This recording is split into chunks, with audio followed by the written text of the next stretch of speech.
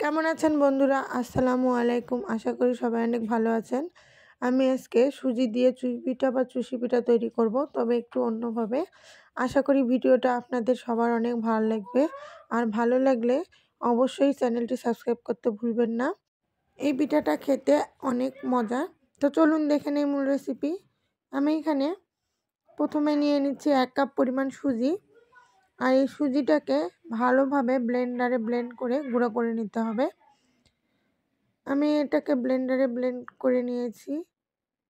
দেখতেই পাচ্ছেন সুজির পাউডার হয়ে গিয়েছে। এই সুজির গুঁড়াটা কিন্তু একেবারে মিহি হতে হবে। তারপরে আমি ফ্রাই প্যানে দিয়ে দিচ্ছি 1 কাপ পরিমাণ গরুর তরল দুধ।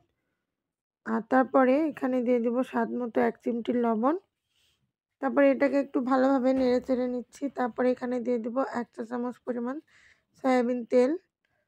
আপনারা চাইলে এখানে 1 চা চামচ ঘি দিতে পারেন। আমার ঘি ছিল না, তাই আমি এখানে সয়াবিন তেলটাই দিয়েছি।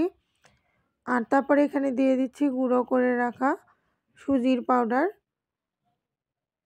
আর তারপরে এই দুধের সঙ্গে খুব ভালোভাবে চুলার আঁচটা লোতে রেখে একসঙ্গে মিশিয়ে নিব। মিশিয়ে একটা ডো তৈরি করে নিব। খুব শক্তও না, আবার খুব নরমও না। এখানে আমার ডোটা প্রায় রেডি হয়ে এসেছে। আর এই সুজির ডো তৈরি করতে বেশিক্ষণ সময় লাগে না। 2 থেকে 3 মিনিটের মধ্যেই কিন্তু এই ডোটা তৈরি হয়ে যাবে।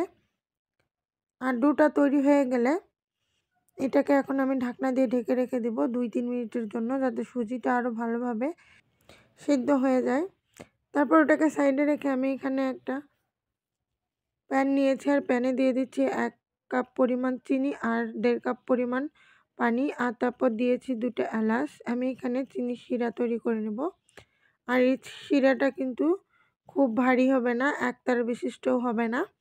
একটু আঠালো সাইজের হলেই শিরাটা আমি চুলা থেকে নামিয়ে ফেলবো। চিনিটা পানির সঙ্গে ভালোভাবে মিশিয়ে গেলেই আমি শিরাটাকে চুলা থেকে নামিয়ে ফেলবো। আর এটা ঠান্ডা হলেই কিন্তু সেট হয়ে যাবে, একটু ভারী হয়ে আসবে। এখানে আমার চিনি শিরাটা রেডি হয়ে গিয়েছে। আর এখন আমি এটাকে চুলা থেকে নামিয়ে সাইডে রেখে দিচ্ছি।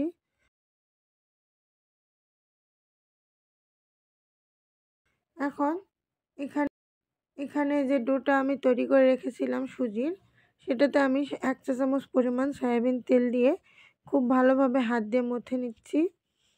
এটাকে খুব ভালোভাবে মথে নিতে হবে। এটাকে ভালোভাবে মথে নিলে এটা অনেক বেশি মসৃণ আর সফট হবে। ডোতে সয়াবিন তেল দেওয়ার জন্য হাতে সুজিগুলো লেগেও যাবে না। এরপর আমি এখান থেকে ছোট ছোট করে লেচি কেটে নেব। লেচি কেটে নিয়ে আমি ঢাকনা দিয়ে এটাকে ঢেকে রাখছি, যাতে ঠান্ডা না হয়। ঠান্ডা হয়ে গেলে ডোটা শক্ত হয়ে যাবে।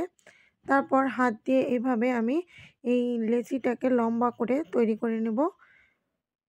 আর তারপরে আমি এখান থেকে ছোট ছোট করে আরও লেচি কেটে নেব, যাতে এই চুই পিঠাগুলো একই সাইজের হয়, ছোট বড় না হয়। সবগুলো বানিয়ে নেওয়া হলে এখন আমি হাতের তালুতে 2 বার প্রেস করে এভাবে চুই পিঠা তৈরি করে নিচ্ছি। আপনারা দেখে বুঝতেই পারছেন। এভাবে হাতে নিয়ে 2 বারের মতো চাপ দিলেই চুই পিঠা তৈরি হয়ে যাবে। এখানে আমি এইভাবে সবগুলো চুই পিঠা তৈরি করে নিয়েছি। আর এখন চুই পিঠাগুলো আমি ভেজে নেব। আর ভাজার জন্য কড়াইয়ে সয়াবিন তেল গরম করে নিয়েছি। আর তারপরে আমি এখানে চুই পিঠাগুলো দিয়ে ভেজে নেব। চুই পিঠাগুলো খুব বেশি সময় ধরে ভাজা যাবে না। 1 থেকে 1.5 মিনিটের ভিতরেই চুই পিঠাগুলো ভাজা হয়ে যাবে। আর এগুলো দেখেন কত সুন্দর ফুলে উঠেছে। এখন আমি চুই পিঠাগুলোকে তেল থেকে ছাড়িয়ে উঠিয়ে নিচ্ছি। এভাবে আমি সবগুলো চুই পিঠা তৈরি করে নিয়েছি। আর তারপর আমি এখন চিনির শিরাতে চুই পিঠাগুলো হালকা ঠান্ডা করে দিয়ে দিচ্ছি। আর এটাকে 10 থেকে 15 মিনিটের মতো আমি ঢাকনা দিয়ে ঢেকে রেখে দিব। দুধে ভেজানো চুই পিঠা তো আমরা প্রায় সবাই খেয়েছি। এভাবে একবার চুই পিঠা তৈরি করে দেখবেন। এই পিঠাটা খেতে যে এতই মজা। তো আমি কিছুক্ষণ পরে আপনাদেরকে দেখাচ্ছি চুই পিঠাগুলো কত সুন্দর শিরা টেনে নিয়ে ফুলে উঠেছে। এই হলো আমার ভিন্ন স্বাদের চুই পিঠার রেসিপি। আবারও দেখা হবে নতুন কোনো রেসিপি নিয়ে। ভালো থাকবেন সবাই। আল্লাহ হাফেজ।